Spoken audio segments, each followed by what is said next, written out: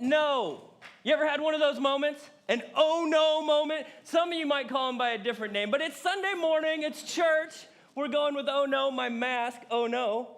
Just got caught on my mic. See if I can rip it. There it is. Oh. All right, you had an oh no moment?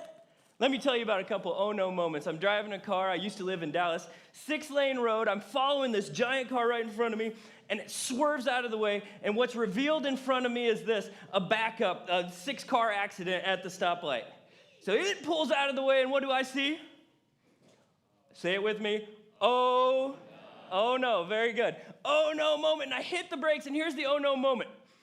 It's this little sliver of time where you go, hey, I think this might work out. Maybe I'm going to make it through this. And then you have this little sliver. It goes, oh, no, because you realize it isn't working out, right? And that's what happened to me. I had all my kids in the car, had the groceries. I slam on the brakes. I think, hey, it's gonna be okay. I'm going to make it. And about 20 miles an hour, crunch. I hit the car in front of me. Another oh, no moment in my life. I was a lifeguard, and I was learning to do flips and dives off the diving board. And yeah, I'm all of 17 years old. I'm out there. I start doing them, and I would do it at breaks because I was a lifeguard. So what would happen is all the little kids would watch you, but sometimes, as a 17-year-old boy, there's some high school girls out there watching you too. So you want to get it right, you know. Hey, I didn't do the Speedo, but I did, the lifeguard thing, all tanned up. You want to do your flips? And I'd do the flip. And I remember one time that girl was watching, and I was off the high dive, and I was going to do this back gainer thing, and I untuck, and I go, wait a minute, the water's not supposed to be there. And right as you go, hey, this is going to be so cool, she's going to look at me, and then, oh no, this isn't going to work out. My ear, and it was awful. She's laughing when I get up. You ever have one of those oh no moments? That sliver in time where you go, hey, I think this could work. You're up. Maybe this is going to be fine. And then, oh no, it doesn't work out. My name's Ethan Weekamp. I'm glad to be with you. As Austin said, I am new here. I think I'm the newest. No, Jason's here now. I'm the second newest staff to City Lights. I'm pumped. My timestamp of when I got the confirmation that baby Mungie was coming was 3:23 a.m. this morning. So I have had a ton of time to prep and get the call to get up here, but I'm excited to be with you guys. Hey, what I would love to do is walk through that passage that Rachel so graciously read for us and go in a little bit of detail, go verse by verse through it. So if you've got your Bibles, go ahead and pull out Luke chapter 5, verses 1 through 3. What we're going to see here is an oh no moment of the spiritual sort. We're going to see a time and a place where an apostle comes face to face with Jesus, and he has an oh no moment, sort of an earthquake of the soul, where he says, oh, I think it's going to work out. And then he realizes, maybe I don't measure up. And I wonder if today, that same Jesus, 2,000 years later, in a totally different time and place, wants to come and meet some of you. Maybe an oh no moment of the soul. So if you've got your Bibles, I'm going to read. The first little chunk that I'd like to read is chapter 5, verses 1 through 5. Here we go. On one occasion, while the crowd was pressing in on him to hear the word of God, he was standing by the lake of Gennesaret. Don't let that confuse you. If you've been in church, you've heard the Sea of Galilee, maybe the Sea of Tiberias in different Gospels. That's the same lake. So Sea of Galilee is another way you could read that. And he saw 2 boats by the lake, but the fishermen had gone out of them and were washing their nets. Let me set the stage for you. What we've got is the Sea of Galilee. You can kind of think of branched oak, maybe a double branched oak. How many of you have been to branched oak? So I got to go to the Sea of Galilee a little while back. It's not that big. So when you hear sea, a lot of times, especially I was born and raised in O'Neill, Nebraska, I can think of like Pacific Ocean. That's not the case at all. It's much more of like double branched oak. So that's where Jesus is, and he's coming in the morning. This is the morning time. So what happens in that time and place, people would go out and they would fish the Sea of Galilee because of the weather patterns there.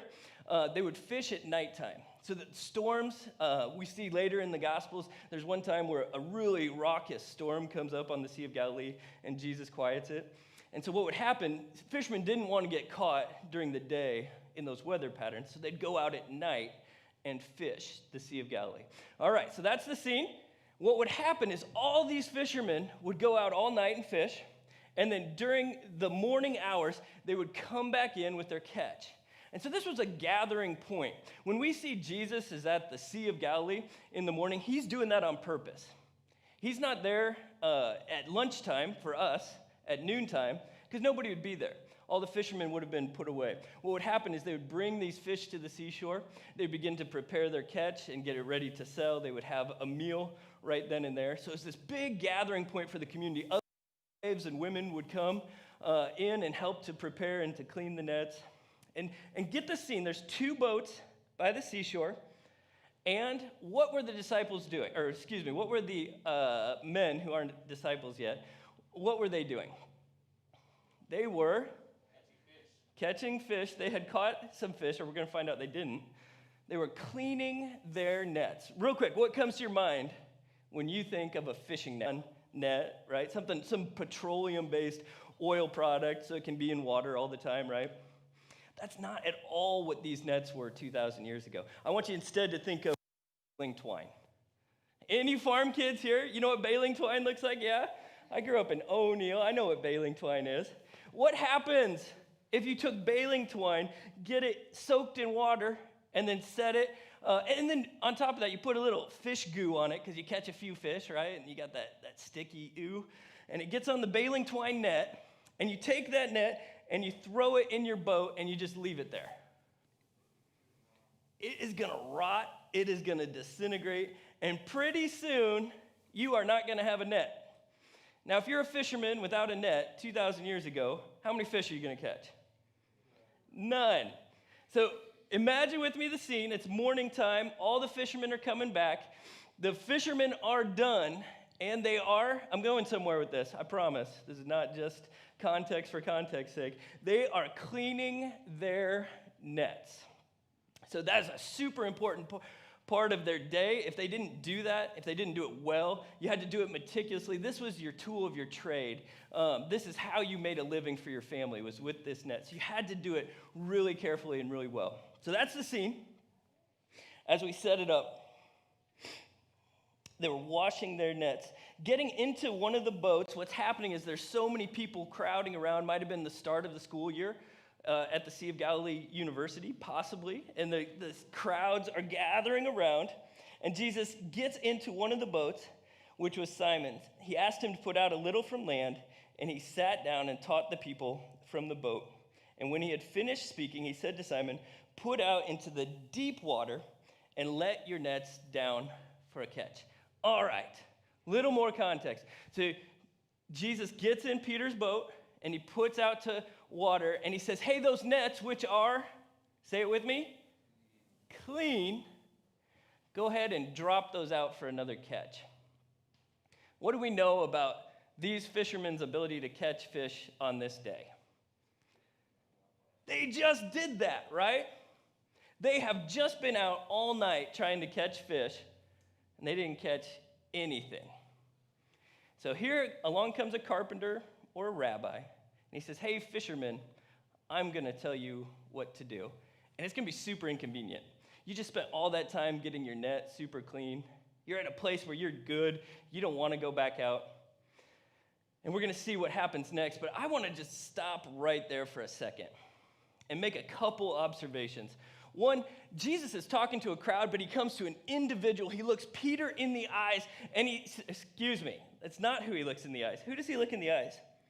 Simon. Interesting. Thank you. Right here at the beginning of this, where we see this character enter the scene, this apostle enter the scene, he is called Simon. He looks Simon in the eyes. I'm going somewhere with that. And he says, you, individual, not the crowds, not the masses, not the general population, but you. Can I get in your boat? Can I hop in your boat today?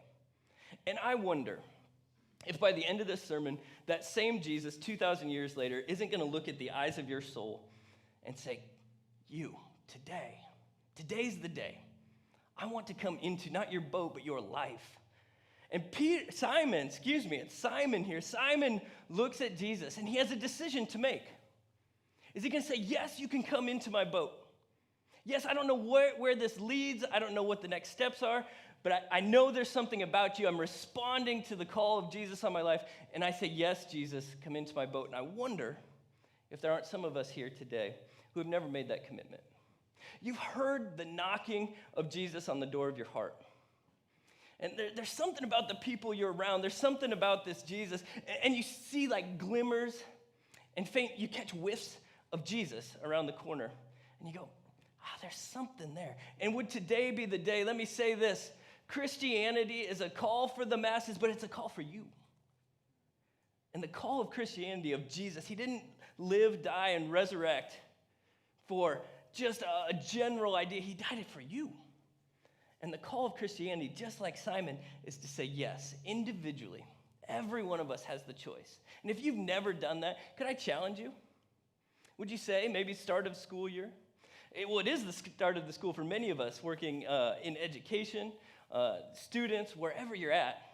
Would you say, Jesus, I'll respond. I'll open the door of my heart. I'll let you come in. As Simon here with his boat says, yes. Yes, you can come into my boat. Would some of you respond? If you want to make that decision, I'd be happy to pray with you and help you on the starting paths. If you make that decision today, we'd love to help you get baptized here in just a couple weeks out at Pinewood Bowl. What an awesome experience and a great way to start your walk with God. And for some of you, a great way to start the school year is saying, yes, Jesus, you can come into my boat. You can come into my life personally. And that's step one. Of Christianity, that's step one of this passage, is that Simon looks at Jesus and individually says, yes, you can come in.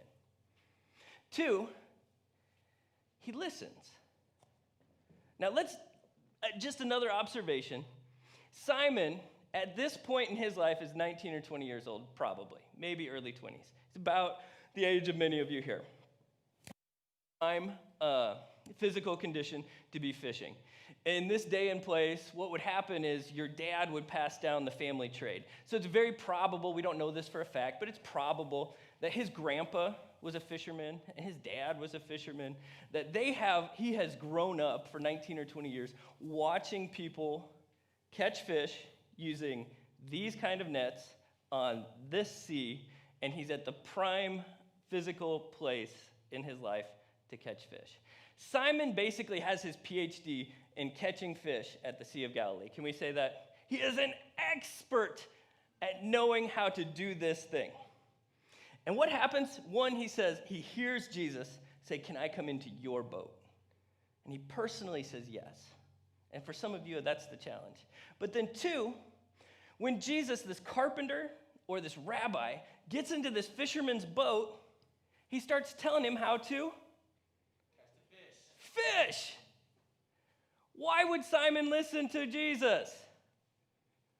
Why would this expert fisherman stop what he's doing and do what the carpenter's telling him? One, it's because he recognized there was something about this Jesus. I'm going to tell you this. If you say yes to Jesus, this is the next step. Maybe some of you have said, yes, Jesus, you can come into my life. Personally, I accept you. The next step is right here. It's what Simon does. And he says, okay, carpenter, rabbi, I'll listen. And I'll do what you tell me to do. And I wonder if there aren't some of us here that look out at the sexual landscape of 2020 and we say, I'm sort of an expert. I get how to play this Tinder game.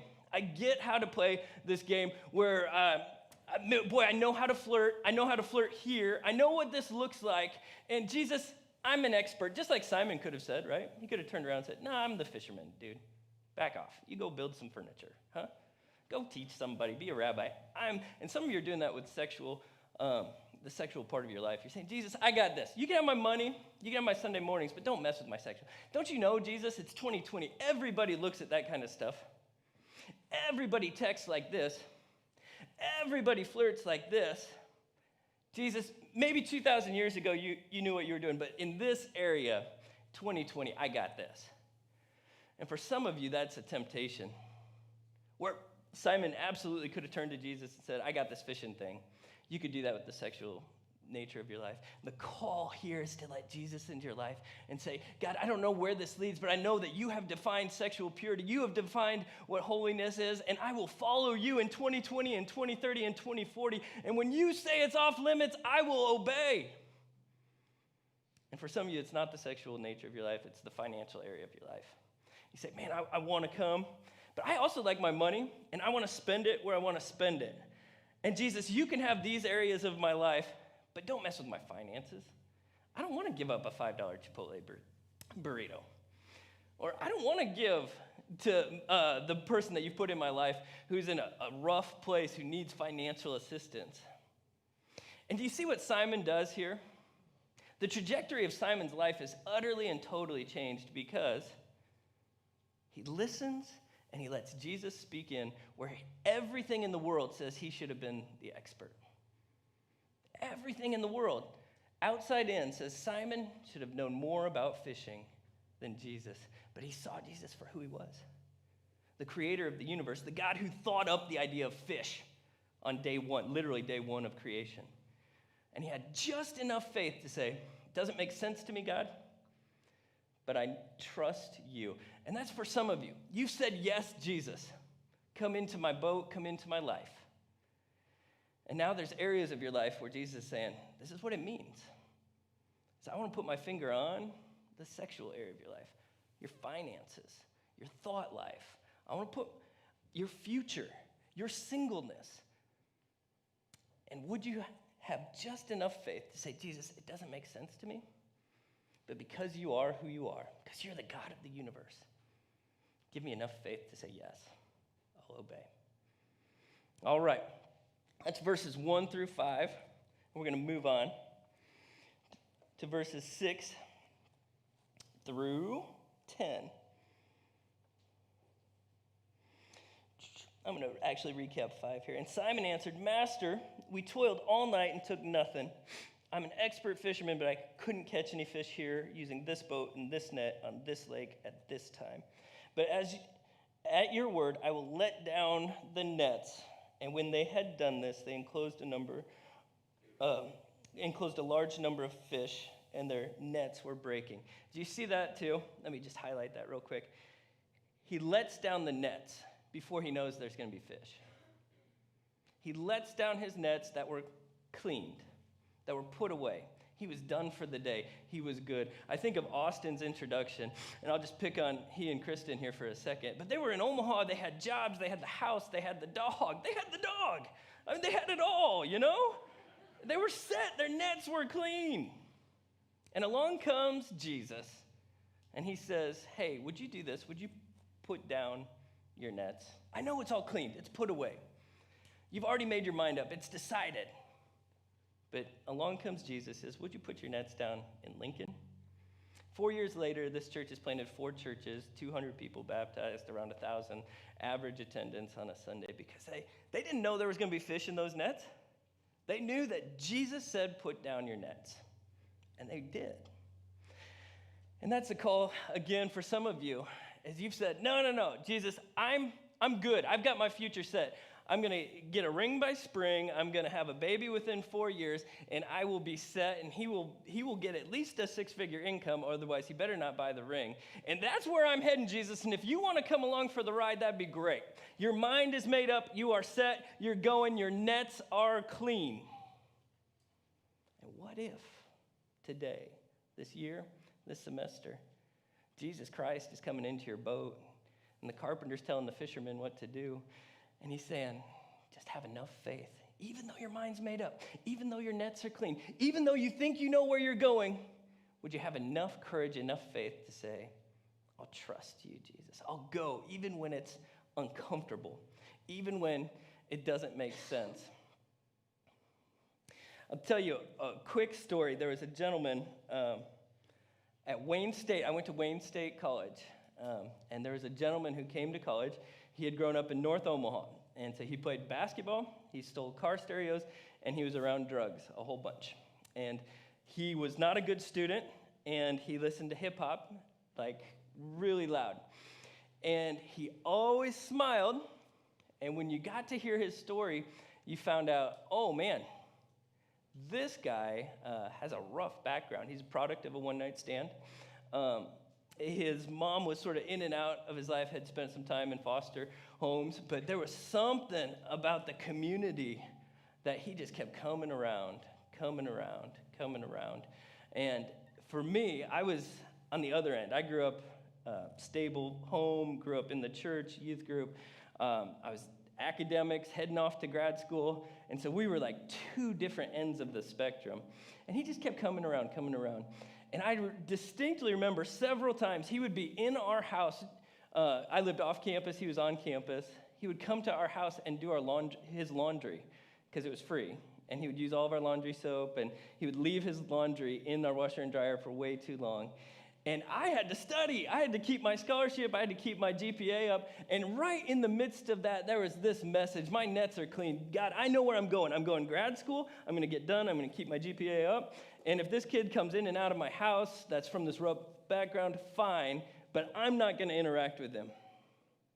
And there's just enough faith in 21-year-old Ethan Weekamp's life to say, God, I'll let you interrupt. I think my nets are cleaned, but I'll put them out, not knowing if there's going to be fish.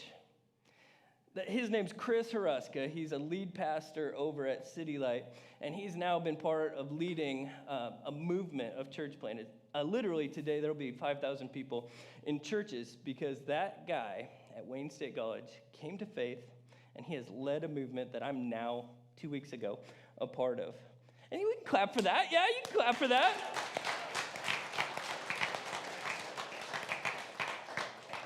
That's God's story. That's God pursuing people. And there are Chris Haruskas on this campus. There are Chris Haruskas in your office place. There are fish to be caught in your world. But you have to, one, say, Jesus, yes, you can personally come in my life. Two, you have to give him permission to speak into every area of your life, even when you don't want to, even when it doesn't seem like it makes sense, when you know better, when you're the expert.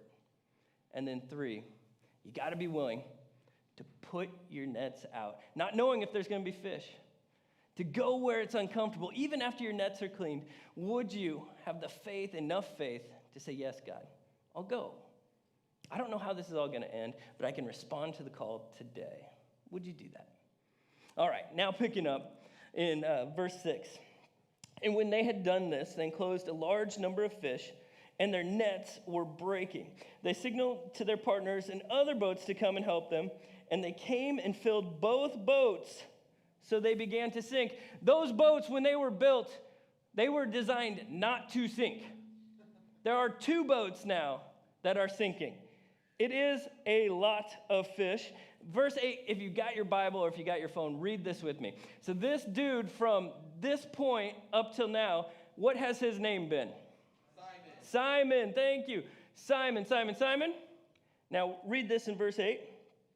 But when Simon Peter saw it, he fell at Jesus' feet, saying, "Depart from me, for I am sinful man, O Lord." What you're going to see now is in Luke's gospel, he calls this disciple Simon. There's one time right there, verse 8, he calls him Simon Peter. And from this point forward, this disciple will always be called Peter. He's having an absolute, total transformation of who he is. And it starts here with understanding the gospel. Now, let's go back again and look at this context. So you're Simon, 1920. You're out fishing all night, nets clean. You follow the carpenter out. You put your nets out. You have so much fish in your boat that your boat and your neighbor's boat is sinking.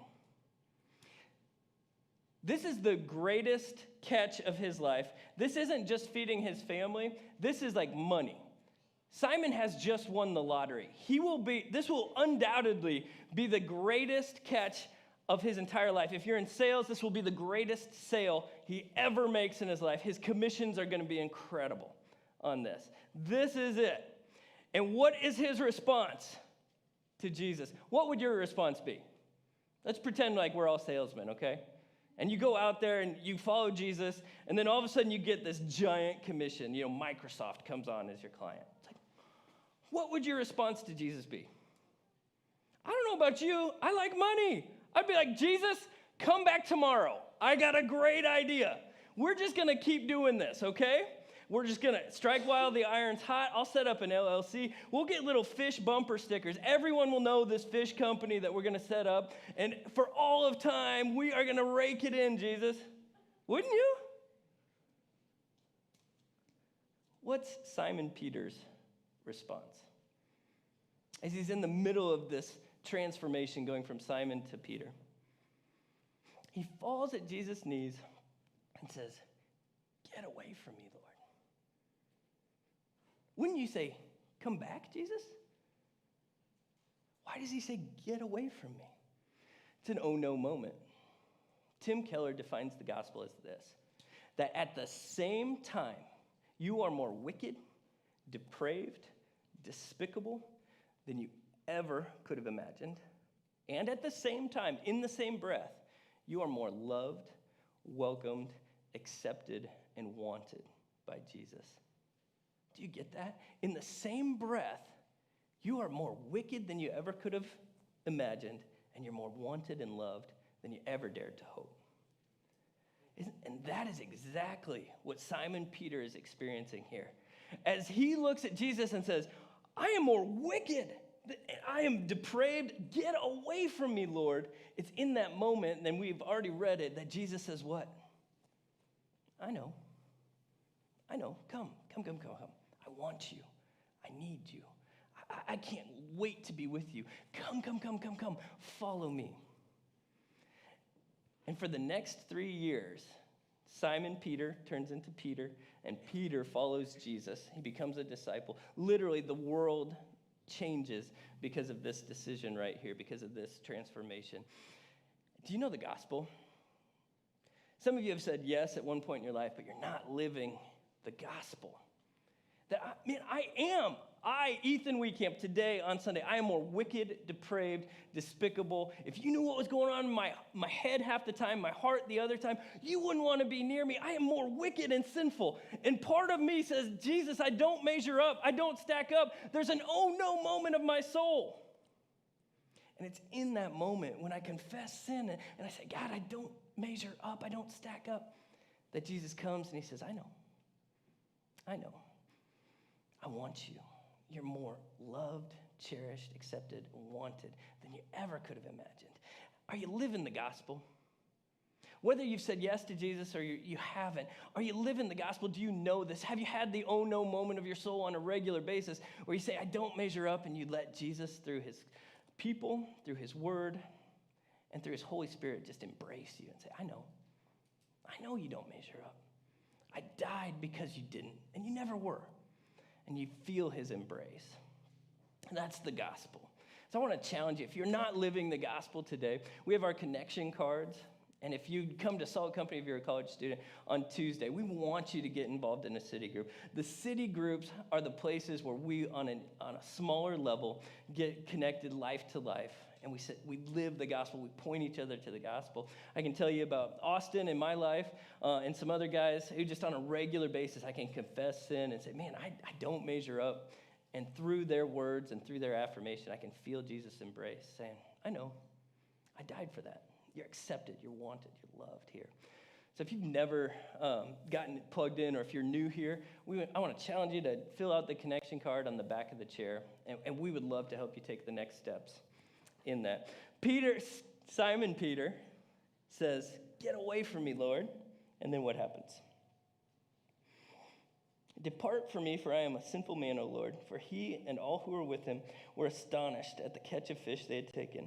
And so also were James and John, the sons of Zebedee, who were partners with Simon. And Jesus said to Simon, do not be afraid. From now on, you will be catching men. And when they had brought their boats to land, they left everything and followed him. That's the last thing I want to point out here, is that when Simon Peter from this point forward in the Gospels, when he understands the gospel, he looks at everything in his life and he says, Jesus, you're more valuable. And he leaves everything. So tell me, think back to his life. What does he leave when it says he left everything? He left his family. This is probably where he grew up. It's probably where his whole family grew up. He left his occupation. He left his boat and his net. He left his ability to make a living in that day and age. There's one more thing he left, though. He left the biggest catch of fish in his life.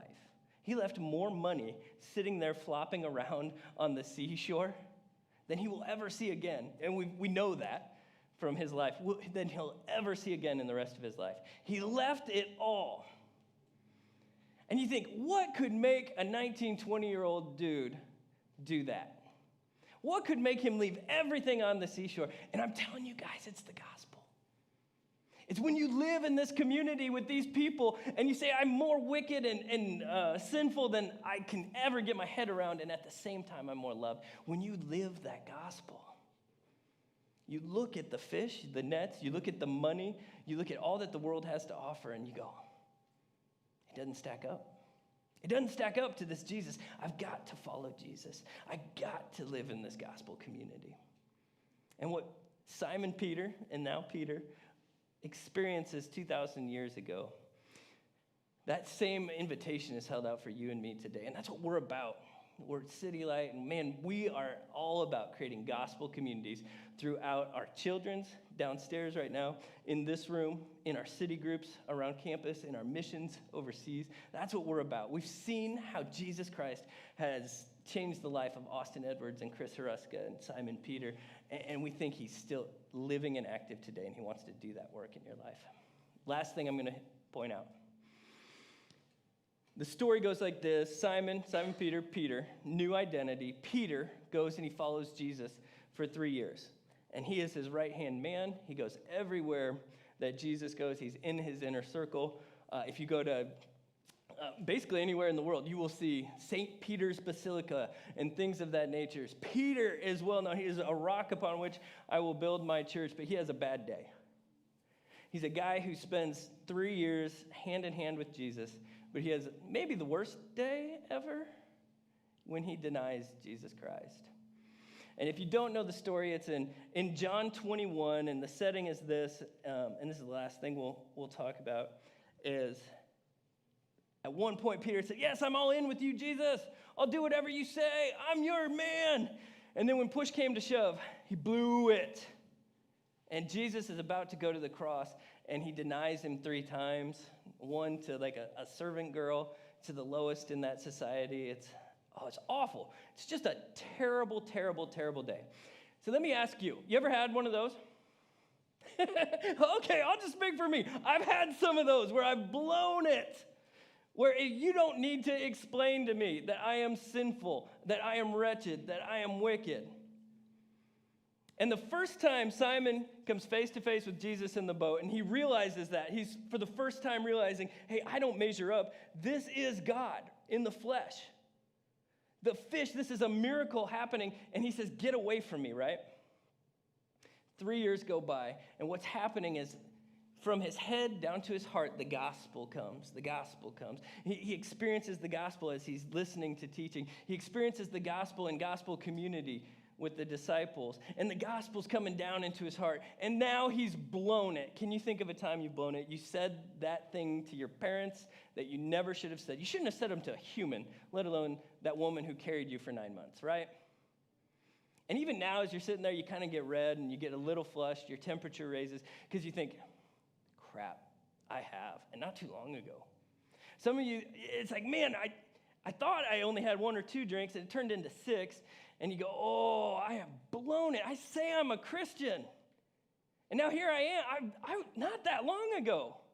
Some of you have had an addiction or a habit at least, and you've looked at stuff on the internet, and you've said, never again, Lord, it's never going to happen. And not too long ago, you blew it.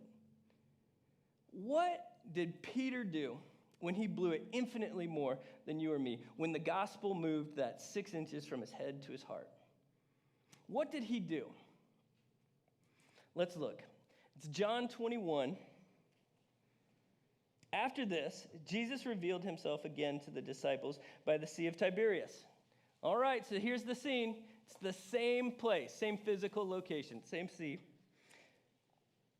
And he revealed himself in this way. Simon Peter, Thomas, Nathanael of Cana of Galilee, the sons of Zebedee, and 2 others of his disciples were together. Basically the same dudes at the same sea.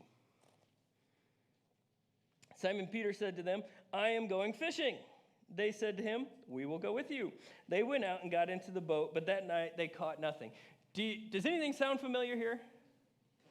This is 3 years later, same dude, same sea. Just as day was breaking, sound familiar, Jesus stood on the shore, yet the disciples did not know that it was Jesus. Jesus said to them, children, do you have any fish? They answered him, no. And you feel like you've been here before, right? He said to them, cast the net on the right side of the boat and you will find some. So they cast it, and they were not able to haul it in because of the large quantity of fish. The disciple, that's John, whom Jesus loved, therefore said to Peter, hey, it's the Lord. When Simon heard that it was the Lord, he put on his outer garment, for he was stripped for work, and he threw himself into the sea. The other disciples came with the boat dragging, and Peter goes on to become the Peter that you and I know as the Apostle Peter, the Saint Peter. You know why? Because for 3 years, the gospel was seeping down into his soul. The first time when he realizes his sin and his wickedness, he says, get away from me, Lord. The second time, 3 years later, when he's blown it, he's just denied Jesus. In the midst of his sin, what does he do? He says, get out of my way, that's Jesus. I got to get to him. Get out of my way. If I'm getting wet, if I'm going through the water, I'm going to do it because I got to get there. I need this Jesus in my life. And college students in particular, welcome back. But 3 years from now, if you are in gospel community, I think Jesus wants to do the exact same thing with you. Say yes personally. 2, let him tell you what to do. The carpenter from 2,000 years ago in today. 3, when it's uncomfortable and your nets are cleaned, would you say, yes, I have enough faith? And then 4, would you get into gospel communities and wait? That is what happened to Peter. This transformation over 3 years, he goes from, I'm sinful, get away from me. Jesus, God's people, to get out of my way. I got to get to that Jesus. And that future is there for you too. We believe the gospel changes lives. Not in a gospel community, the one thing I want you to come out of this service with is, yes, Jesus, I will pursue it. I will check it out. All right, I recapped. My name's Ethan. Thank you guys for being here. I'm going to close in prayer. And is worship band up next? And then the worship band will be coming on up. Dear Jesus, thank you for this message. God, I thank you for the gospel, the fact that, man, I am a sinful person. You don't have to remind me how sinful and wicked and depraved I am. And it's in that moment, it's at the same time, even as the breath comes out of my mouth, that you look on me and you say, and I love you anyway. You became sin. He who knew no sin became sin so that we might be the righteousness of God, that you took our place, God, and I thank you for that. God, as we are here at the start of a new year, God, I pray, 1, that those who have never said yes to you individually would do so, and 2, all of us would pursue and accept and long for gospel communities where we can know that reality, that when the end of 3 years come, just as Simon Peter experienced, that we too would say, get out of my way. Nothing matters but Jesus. Amen.